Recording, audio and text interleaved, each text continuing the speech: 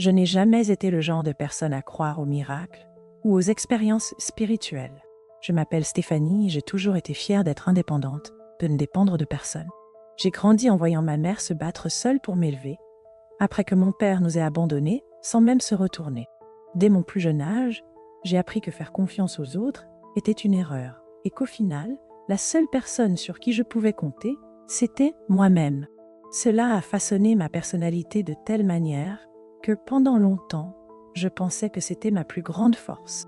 Non seulement j'évitais de dépendre de quelqu'un, mais je méprisais aussi l'idée de nécessiter quoi que ce soit au-delà de ce que je pouvais voir et toucher. La foi, la spiritualité, c'était pour les faibles, pour ceux qui avaient besoin de quelque chose sur quoi s'appuyer parce qu'ils n'arrivaient pas à affronter la vie de front. Du moins, c'est ce que je croyais jusqu'à cette nuit-là. C'était une nuit comme les autres. Après une longue journée de travail, je suis rentrée chez moi et j'ai remarqué qu'une lampe dans le couloir était grillée. Sans trop réfléchir, j'ai pris une échelle et je suis montée pour la remplacer. Ce n'était pas la première fois que je faisais cela. Après tout, je résolvais toujours tout seul. Mais cette fois, quelque chose a mal tourné. Peut-être que le sol était glissant, peut-être que j'ai perdu l'équilibre. En un instant, j'ai senti mon corps tomber et dans l'instant suivant, ma tête a violemment heurté le sol. Un bruit sec a résonné dans mes oreilles. Il n'y a pas eu de douleur, juste un silence absolu, comme si j'avais été déconnectée du monde. En un clin d'œil, quand j'ai rouvert les yeux, il m'a fallu quelques secondes pour comprendre ce qui se passait. Il y avait quelque chose de bizarre, quelque chose qui n'allait pas. C'est alors que j'ai réalisé, je m'observais moi-même. Mon corps était étendu sur le sol du salon, immobile. Mon visage semblait trop pâle, les yeux fermés, et je voulais courir vers mon corps. Je voulais me le lever, mais en essayant de bouger, j'ai remarqué que je ne ressentais pas de poids. Je ne sentais pas le sol sous mes pieds. La panique a commencé à grandir en moi. Est-ce que je rêvais? C'était ça, mais cela semblait tellement réel. Je pouvais voir la porte de ma maison forcée. Les voisins ont dû entendre le bruit de la chute et appeler une ambulance. Je vis les paramédics arriver, murmurent des ordres avec leur voix étouffée, comme s'ils étaient trop éloignés, même en étant juste là. L'un d'eux vérifia mon pouls et secoua la tête. Un autre commença à effectuer des compressions sur ma poitrine. Mais je ne ressentais rien. Je regardais simplement. Le temps semblait se plier sur lui-même. Un instant j'étais là, observant l'effort frénétique des médecins pour me ramener à la vie. Et l'instant suivant, tout disparaissait. J'étais arrachée à cet endroit, comme si quelqu'un avait tiré sur un tapis sous mes pieds, jetée dans un espace où il n'existait rien. Et quand je dis rien, je ne parle pas seulement de l'obscurité. C'était plus que l'absence de lumière. C'était l'absence de tout, aucun son, aucune forme, aucune odeur, même pas la sensation d'exister, juste un vide profond, absolu. J'ai essayé de crier, j'ai essayé de courir, j'ai essayé n'importe quoi qui me fasse sentir réel, mais il n'y avait pas d'écho, pas de réponse. C'est à ce moment-là que j'ai ressenti quelque chose que je n'avais jamais éprouvé de ma vie, une vulnérabilité écrasante. Pour la première fois, je n'avais aucun contrôle. Pour la première fois, j'étais complètement seule. Le temps n'existait pas là-bas. Je savais que des secondes, des minutes ou des heures s'étaient écoulées. Tout ce que j'avais, c'était ce sentiment oppressant d'être perdu dans quelque chose que je ne pouvais pas comprendre. C'est alors que j'ai entendu. Au début, ce n'étaient que des murmures bas, lointains, comme s'ils venaient de toutes les directions à la fois. Je me concentrais, essayant de comprendre, mais les mots se dérobaient, se mélangeant dans le vide. Puis ils ont commencé à devenir plus nets. Tu fuis toujours la vérité. Tu t'es caché derrière une forteresse, mais c'était la peur. Tu t'es accroché à ce qui était sûr. Avec chaque phrase, je ressentais un poids invisible. Les couches de protection que j'avais construites au cours de ma vie exposant quelque chose que je ne voulais pas affronter. Je ne savais pas ce qui m'arriverait. Est-ce que cela allait être la fin? Resterais-je piégée là pour toujours?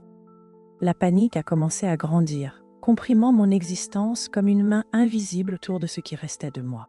Mais avant que je ne puisse être complètement engloutie par le désespoir, quelque chose a changé. Une présence, au début juste une sensation subtile, comme une légère brise traversant le néant. Mais ensuite, la lumière est arrivée. Petite au début, presque comme un point lointain, mais elle grandissait rapidement. Elle s'élargissait et englobait tout, balayant l'obscurité comme si elle n'avait jamais existé. Je devrais me sentir soulagée. Mais au lieu de cela, une vague de peur m'a envahie car, pour la première fois de ma vie, je n'avais aucune idée de ce qui allait se passer. La lumière grandissait jusqu'à ce qu'il ne reste plus aucune trace du vide autour de moi. Mais cette lumière n'était pas simplement un éclat. Elle avait une présence. Elle était vivante, enveloppante, et portait en elle quelque chose que je n'avais jamais ressenti auparavant. Une paix si intense qu'elle semblait dissoudre toutes mes défenses, sans que j'aie besoin de lutter contre cela. Pour la première fois, je n'avais pas besoin de résister. C'était comme si une partie de moi, ensevelie sous des années de méfiance et de contrôle, était enfin libre de respirer. C'est alors que j'ai vu, au milieu de la lumière, une silhouette qui a commencé à prendre forme, d'abord un contour, puis des traits plus définis. Quand j'ai réalisé qui était là, mon corps, ou ce qu'il en restait, s'est figé. C'était lui. Je n'avais pas besoin que quiconque me le dise. Il n'y avait pas de doute. D'une manière ou d'une autre, je le savais, Jésus était devant moi. Mais il n'était pas comme les images que j'avais vues dans les églises ou dans les livres. Sa présence était quelque chose que je ne comprenais pas complètement, mais qui m'enveloppait d'une manière impossible à ignorer. Il n'avait pas besoin de parler pour que je comprenne qu'il savait tout sur moi, chaque pensée, chaque ressentiment, chaque barrière que j'avais construite tout au long de ma vie pour me protéger. Son regard traversait tous les masques que je croyais infranchissables, et pour la première fois, je me suis vue complètement vulnérable. Je voulais détourner les yeux, je voulais me cacher, mais c'était impossible devant lui. J'avais l'impression que toutes les couches que j'avais accumulées au cours de ma vie s'étaient arrachées d'un seul coup. Il n'y avait ni fierté, ni résistance. Juste moi, pour la première fois, je me voyais telle que j'étais, sans les distorsions de la colère, de la peur ou du scepticisme. Et c'est à ce moment-là que les images ont commencé à apparaître autour de moi. Elles se formaient comme des projections vivantes dans l'air, des scènes de ma propre vie défilant devant mes yeux. J'ai vu ma mère pleurer seule dans la chambre, croyant que personne ne la voyait, que personne ne s'en souciait. J'ai vu la version la plus jeune de moi, écoutant ces mots de mépris envers les hommes, les absorbant. J'ai vu les années passées, les moments où j'ai choisi d'éloigner quiconque tentait de s'approcher de trop près, juste pour ne pas prendre le risque d'être blessé. Et puis, quelque chose que je n'avais jamais envisagé auparavant a commencé à émerger. D'autres images, d'autres souvenirs que j'avais ignorés. J'ai vu le voisin qui aidait toujours ma mère sans rien demander en retour, juste par bonté. J'ai vu mon professeur à l'école, celui qui m'encourageait à croire en moi, qui voyait du potentiel là où je ne voyais que des obligations. J'ai vu un camarade tenir la porte de l'ascenseur pour moi, un inconnu dans la rue m'aider à porter des cartons lourds. Ce sont de petits gestes que je n'avais jamais voulu reconnaître comme faisant partie d'une réalité plus grande. Pourquoi admettre qu'il existait de la bonté chez les hommes signifierait admettre que ma vision du monde était erronée. Et à cet instant, j'ai su. Je n'avais jamais choisi d'être forte. J'avais choisi d'avoir peur. L'impact de cette révélation m'a frappée comme un marteau. J'avais passé toute ma vie convaincue que ma force venait de mon indépendance, de mon refus de dépendre de qui que ce soit, surtout des hommes. Mais maintenant, devant ces scènes, je voyais clairement que ma force n'était pas réelle. C'était juste un mur que j'avais dressé pour me protéger de quelque chose que, au fond, je n'avais jamais voulu affronter. Et puis la scène a changé. J'ai vu mon père non pas comme la figure froide et distante que j'avais traînée avec moi toutes ces années, mais comme un homme âgé, seul, assis dans une petite pièce, les mains sur son visage. Il pleurait, et là, sans mots, sans explication, j'ai su qu'il était désolé. Mon premier instinct a été de rejeter cela. Je voulais crier qu'il ne méritait pas de compassion, qu'il ne méritait rien de ma part. Mais avant que je ne puisse m'accrocher à ce vieux ressentiment, Jésus a parlé. C'était la première fois qu'il rompa le silence. Sa voix était ferme, mais remplie d'un amour qui m'a traversé comme un feu purificateur. Pardonne, juste ça, un mot, mais ce mot portait un poids qui semblait écrasant, parce qu'à cet instant, j'ai compris que ce qu'il me demandait n'était pas seulement un acte de bonté envers mon père. C'était la clé de ma propre libération. Parce que tant que je garderais la haine en moi, je ne serais pas libre. Je voulais me rebeller. Je voulais dire que ce n'était pas si simple, que le pardon ne pouvait pas être accordé à quelqu'un qui avait tant détruit. Mais avant que je ne puisse m'accrocher à ces justifications, quelque chose s'est produit. C'était comme si une fissure s'ouvrait en moi, comme si toute cette haine, cette conviction indéfectible que je ne lui donnerais jamais ce privilège, commençait à s'effondrer devant la vérité que je ne pouvais plus nier. Mon père n'était pas un monstre. C'était un homme faillible, un homme qui a pris des décisions erronées, qui a fui ce qu'il devait affronter, mais qui portait maintenant le poids de ses décisions. Et à ce moment-là, je ressentais quelque chose que je n'avais jamais imaginé ressentir pour lui, de la compassion. Pas de justification, pas d'excuse, mais une réelle compréhension qu'il était aussi brisé que moi. Et alors j'ai compris que le pardon ne consistait pas à absoudre. Il s'agissait de me libérer. Je regardais Jésus et n'avais pas besoin de dire quoi que ce soit de plus. Son regard en disait long. Il me donnait un choix. Je pouvais continuer à m'accrocher à ce poids, le laissant définir ma vie pour toujours, ou je pouvais le lâcher. Je pouvais choisir la liberté. Et là, dans cet espace où le temps et la réalité n'existaient pas comme je les connaissais, je pris ma décision. Je pardonne, dis-je, et au moment où ces mots sortirent de moi, quelque chose se produisit. Je sentis un poids que je ne savais même pas porter, être arraché de mon âme, comme si des chaînes invisibles se brisaient.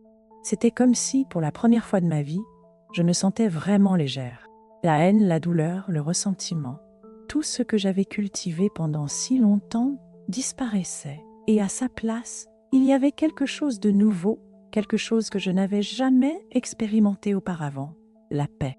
Pas une paix passagère, mais quelque chose qui semblait enraciné à un endroit si profond en moi que rien ne pourrait me l'enlever. Mais mon voyage n'était pas encore terminé. Je sentais que quelque chose d'autre devait se produire, quelque chose que je ne comprenais pas encore. Avant que je puisse poser la question, avant même que je puisse formuler une pensée, je sentis que la réalité autour de moi se dépliait à nouveau. La lumière ne s'est pas éteinte, mais j'ai été projetée dans un autre endroit. Il n'y avait plus de vide, ni de projection de ma vie autour de moi. L'herbe s'étendait tout autour, d'un vert intense qui semblait presque vivant. Le ciel au-dessus de moi avait une teinte dorée que je ne peux décrire. C'était comme si la lumière elle-même avait une substance, comme s'il n'y avait pas de soleil, mais que tout émanait une lueur propre. Le vent soufflait doucement, et dans l'air, il y avait un parfum qui rappelait quelque chose entre les fleurs et l'eau courante.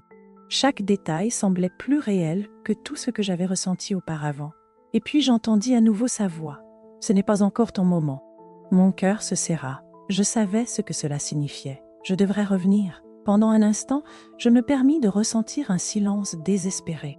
Je ne voulais pas revenir. Je ne voulais pas quitter cette paix, cet amour, cette certitude absolue que tout avait du sens. Mais avant que je puisse argumenter, Jésus s'est approché, m'a regardé. Et dans ce regard se trouvait la réponse à tout ce que je ne comprenais pas encore. Il y a quelque chose que tu dois faire. Je n'avais même pas besoin de demander quoi. Je le savais. Et c'est alors que tout a commencé à se dissiper. La lumière, le chant, sa présence. De retour à l'endroit où tout avait commencé, la sensation de paix est restée, mais la réalité autour de moi a changé brusquement. Soudain, il y a eu un choc, quelque chose de froid, quelque chose de lourd, un son lointain, des voix étouffées.